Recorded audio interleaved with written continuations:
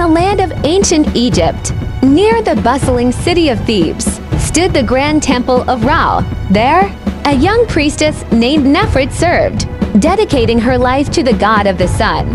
Nefret was known for her kindness, with dark hair braided neatly under her headdress and eyes that sparkled with curiosity. She loved tending to the temple garden, where beautiful plants grew in honor of Ra. One evening, as the sun set over the Nile, Nefret discovered a mysterious plant she had never seen before. It was a lotus, but unlike the other lotuses in the garden, this one glowed with a golden hue.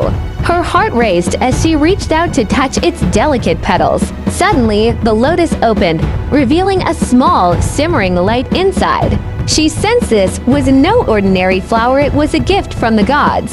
That night, Nefret sought the advice of Tarak, an elder priest who knew much about Egypt's sacred plants and symbols. The golden lotus only blooms on the night of the full moon, he said, his eyes wide with amazement. Legend says it possesses great healing power. Perhaps Ra has chosen you to protect this gift. Nefret felt honored and vowed to keep the lotus safe, tending to it carefully every day.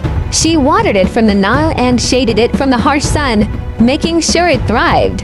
One day, a terrible drought struck Thebes. The sun burned hotter, the Nile's waters ran low, and the fields turned dry and dusty. People suffered, and even the temple garden began to wither.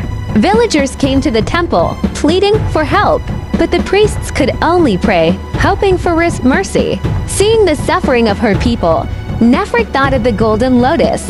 If it truly has the power to heal, perhaps it can help us now, she thought. So, on the next full moon, she quietly slipped out of her room and made her way to the garden, where the lotus bloomed in golden light. She placed her hands around it and whispered, "Oh, mighty Ra, please let your light heal our land." To her amazement, the lotus began to glow even brighter. A soft, warm light spread out from the flower, filling the garden and flowing over the temple walls. The light reached the Nile, and as it touched the river, the water began to rise, clear and fresh once more.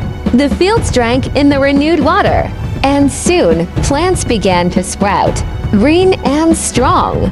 Word spread quickly of the miracle, and the people of Thebes rejoiced. They came to the temple, thanking Ra and Nefret for their salvation. But as dawn approached, Nefret noticed that the golden lotus had wilted. Its petals now faded and its glow gone. She felt a pang of sadness, but Tarak reassured her. The golden lotus has fulfilled its purpose, he said. By sharing its light, it has given life to our land. This is its final gift to us. As the years passed, Nefret continued to care for the temple and its garden, her heart filled with gratitude and wisdom.